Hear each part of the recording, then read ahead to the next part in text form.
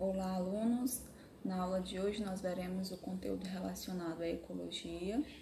Escolhi tratar esse assunto com vocês porque é um tema bem comum no Enem. Daí na aula a gente vai ver um pouquinho sobre os conceitos básicos sobre ecologia, entender de fato o que é esse ramo da biologia, entender um pouquinho da diferença entre nicho ecológico e habitat, cadeia alimentar e teia alimentar, e um pouquinho também de poluição. Espero que vocês gostem e ajude vocês durante os estudos. Dando início, um dos primeiros pontos que a gente precisa entender é de fato o que significa a palavra ecologia. Bom, ecologia é um termo derivado do grego que foi formado a partir das junções das palavras oikos e logos, que significam respectivamente casa e estudo. Assim sendo, o termo ecologia faz uma referência ao estudo da casa e de cada organismo do planeta. A ecologia é a parte, alguns chamam de ramo da biologia, outros se referem a ela como uma ciência que estuda a interação entre os seres vivos e o ambiente em que vivem. A ecologia pode ser considerada uma das ciências mais complexas e amplas, pois, para compreender o funcionamento da natureza, ela envolve o estudo de diferentes campos de estudo, como, por exemplo, a evolução, a genética, citologia, anatomia e fisiologia. Para entender de fato esse ramo, parte ou até mesmo ciência, a gente precisa compreender alguns conceitos básicos que fazem parte dela e que vai nos ajudar a compreender de uma forma mais fácil quando a gente se referir à ecologia. Dando continuidade, veremos a diferença entre habitat e nicho ecológico. Bom, o habitat, ele diz respeito ao local em que uma determinada espécie vive. A gente sabe que cada espécie ela está adaptada para viver em determinado lugar, sendo esse o ambiente ideal para que ocorra a sua reprodução, alimentação e sobrevivência. Quando são retirados do seu local natural e introduzidos em uma nova área, pode acontecer algumas coisas. Muitas espécies simplesmente não conseguem sobreviver a esse novo local. Outras, no entanto, acabam encontrando condições favoráveis e reproduzem-se de maneira exagerada, por falta muitas vezes de um predador natural. Por exemplo, se uma espécie de insetos ela sai do seu habitat natural e vai para outro, e quando lá, nesse novo habitat, não tem sapo, por exemplo, pode acontecer uma reprodução exagerada de insetos justamente por conta da falta dos sapos. Já quando a gente fala de nicho ecológico, a gente está se referindo ao modo de vida de um ser, suas relações ecológicas, seu modo de reprodução, do que ele se alimenta, quem são seus predadores naturais, entre outras características. Além disso, é o conjunto de condições e recursos que permitem a uma espécie sobreviver no ambiente. De uma maneira bem simples, para a gente entender a diferença entre habitat e nicho ecológico, a gente pode dizer que se o habitat é o local onde a espécie vive, o nicho ecológico é a função que a espécie vai desenvolver, vai desempenhar nesse local. Explicando um pouquinho para vocês em relação aos níveis de organização, eles podem ser definidos como um conjunto de elementos agrupados em uma ordem crescente de complexidade. Na ecologia, os estudos começam acima do nível do organismo e estendem-se até a chamada biosfera. Daqui para frente eu vou explicar para vocês o que é cada um desses níveis, dizendo as características de cada um deles. O primeiro que eu vou explicar para vocês é o organismo, que é uma forma individual de vida, qualquer corpo constituído por órgãos, organelas, outras estruturas que interagem fisiologicamente, executando os diversos processos necessários à vida. Agora veremos o que é a população. É o conjunto de indivíduos de uma mesma espécie que vivem em uma determinada área em um determinado período de tempo. Como vocês podem observar na imagem, a gente tem uma população de araras, ou seja, a gente tem um conjunto de indivíduos que eles fazem parte de uma mesma espécie, que são as araras. Então, dessa forma, vocês podem observar que isso constitui uma população. Depois, nós temos a comunidade, ou seja, é um conjunto de várias populações que vivem em uma determinada área, em um determinado período de tempo.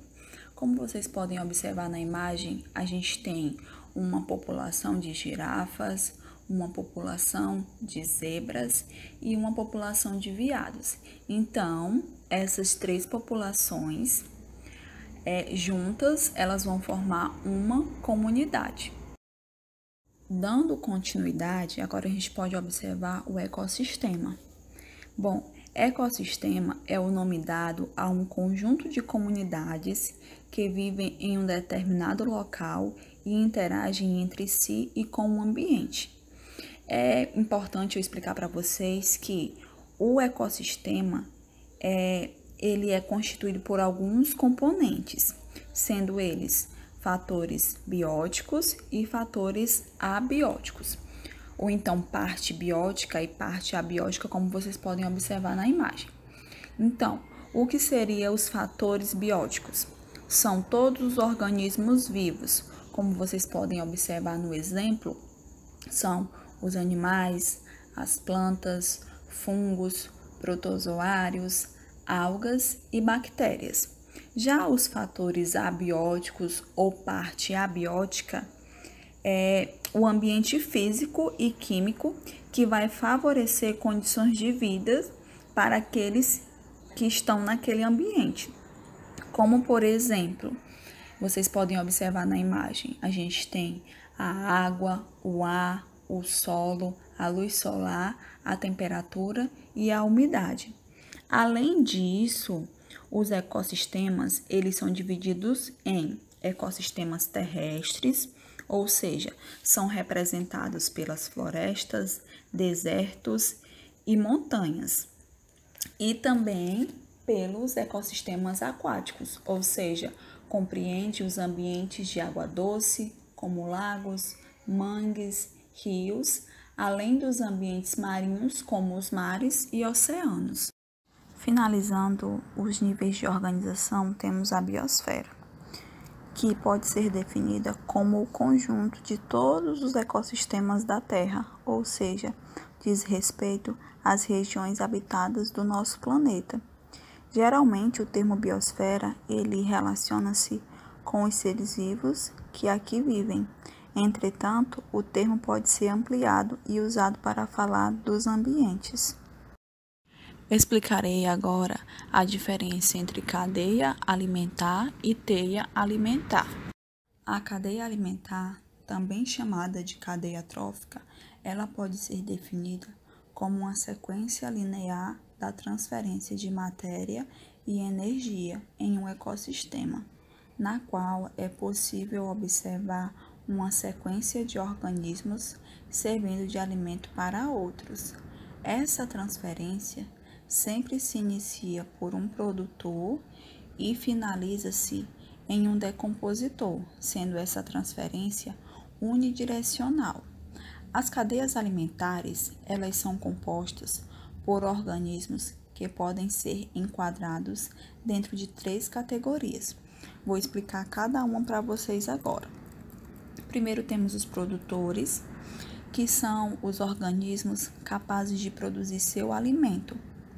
Eles são sempre encontrados no início da cadeia trófica e normalmente são representados por organismos fotossintetizantes, como as plantas e as algas. Depois temos os consumidores, que são os organismos que necessitam alimentar-se de outros organismos.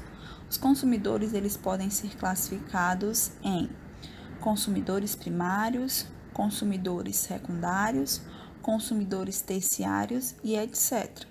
Ou seja, os consumidores primários são aqueles que se alimentam de produtores, enquanto os consumidores secundários, eles vão se alimentar dos primários, e os consumidores terciários, eles vão se alimentar dos secundários e assim por diante. Por fim, temos os decompositores, ou seja, são aqueles organismos que realizam decomposição, processo em que esses seres retiram da matéria orgânica morta a energia necessária para a sua sobrevivência e desenvolvem importantes substâncias para o meio.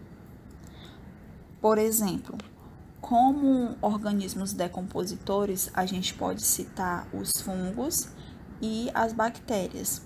É importante destacar que os organismos decompositores, eles atuam em todos os seres vivos da cadeia e por isso muitas vezes não são representados na cadeia alimentar. Percebemos, portanto, que cada um dos componentes das cadeias alimentares caracterizam-se por terem organismos com necessidades alimentares em comum.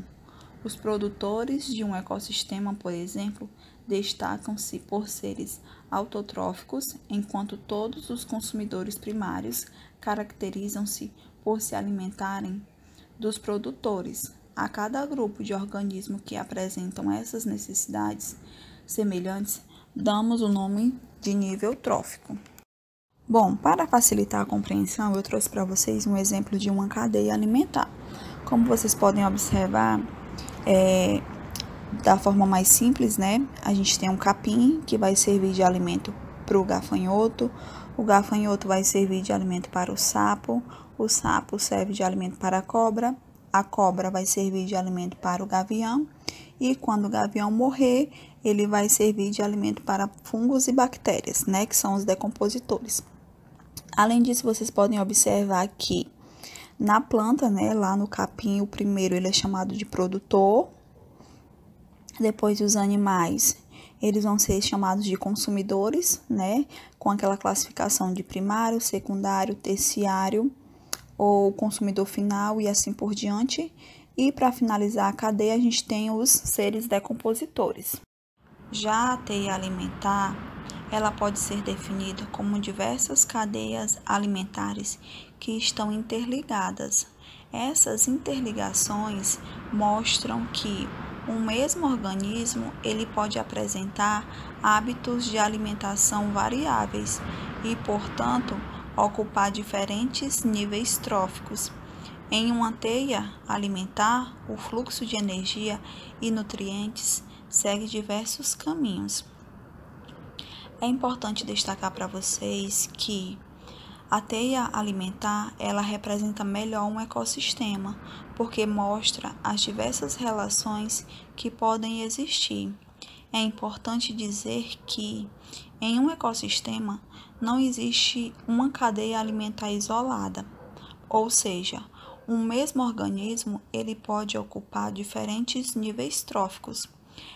Esse é o caso dos onívoros, porque ao se alimentarem de vegetais, eles são classificados como consumidores primários, mas quando eles se alimentam de outros animais, eles são classificados como consumidores secundários, terciários e assim por diante. Como vocês podem observar nesse exemplo da imagem que eu trouxe para vocês, a mesma planta ela vai servir de alimento para 3 animais diferentes. Além disso, a gente também observa, por exemplo, o gafanhoto ele vai servir de alimento para o sapo, o gafanhoto também vai servir de alimento para a ave menor. Então, dessa maneira, a gente observa que nessa teia alimentar, com esses animais, a gente pode tirar daí, digamos assim, vários exemplos de cadeia alimentares que estão inseridas dentro dessa teia alimentar. Bom, gente, para finalizar a nossa aula, eu vou falar um pouquinho sobre a poluição, tá? É importante a gente saber que na ecologia existem alguns fenômenos, né, que estão relacionados a questão da poluição na ecologia.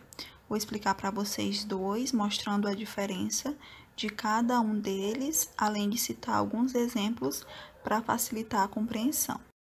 Iniciando pela bioacumulação, primeiro exemplo que eu vou explicar para vocês.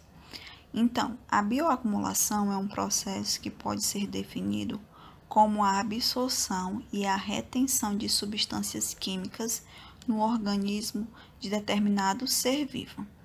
Esse fenômeno refere-se ao resultado da captação e nunca ao processo de captação.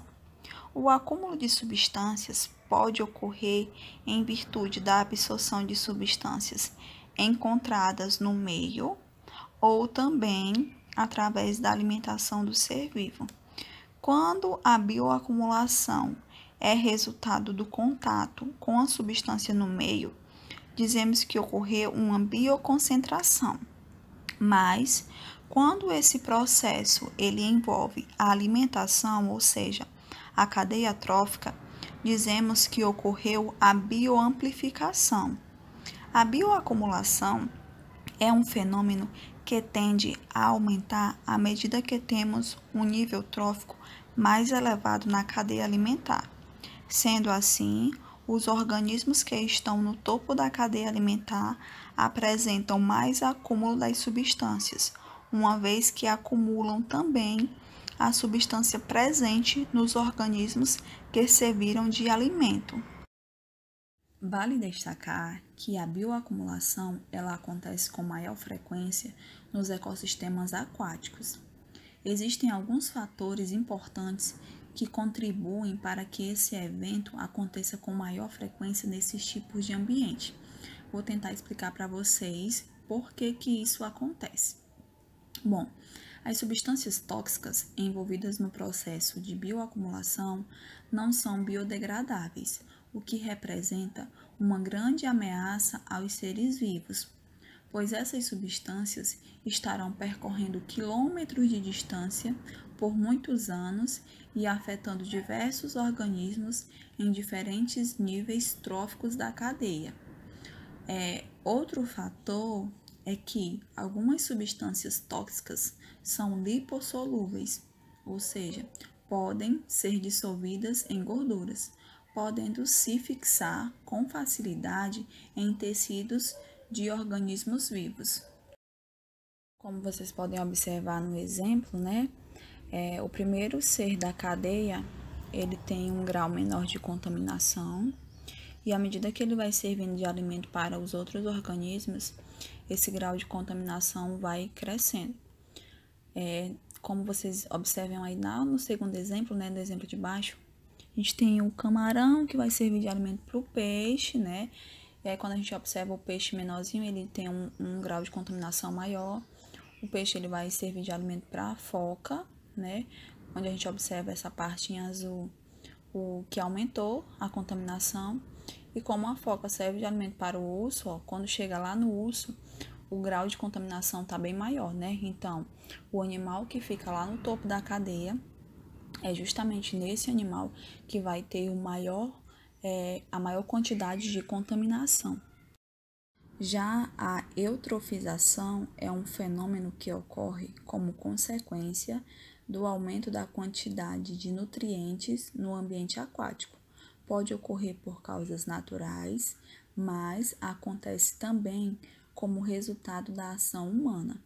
Provoca danos graves no ambiente aquático, tais como mortandade das espécies que ali vivem e proliferação de algas e cianobactérias, que podem produzir substâncias nocivas à saúde.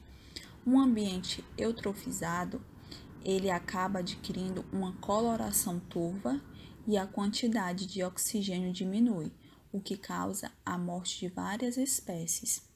A eutrofização pode ocorrer como resultado da ação humana ou ainda possuir causa natural. O homem ele pode desencadear a eutrofização quando, por exemplo, lança no ambiente aquático resíduos, como, por exemplo, o esgoto doméstico e industrial, ou faz a utilização inadequada de adubos orgânicos, que podem ser transportados para o ambiente aquático. Esse tipo de eutrofização é denominado de eutrofização cultural ou artificial.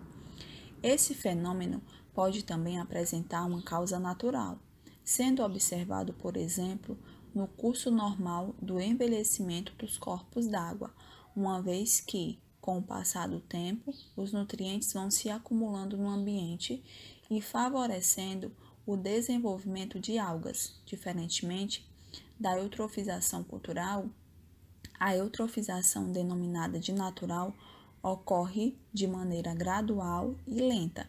As fontes de nutrientes que provocam a eutrofização podem ser classificadas em dois grupos, difusas e pontuais. As pontuais são aquelas em que o fornecimento de nutrientes ocorre em locais específicos, como o lançamento de esgotos em rios.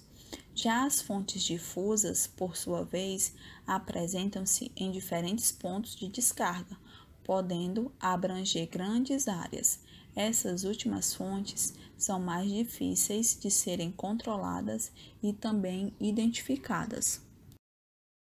Bom, além disso, a eutrofização ela é um processo que gera efeitos graves ao ambiente aquático e pode prejudicar também a atividade humana. Agora eu vou destacar para vocês alguns prejuízos e consequências desse fenômeno.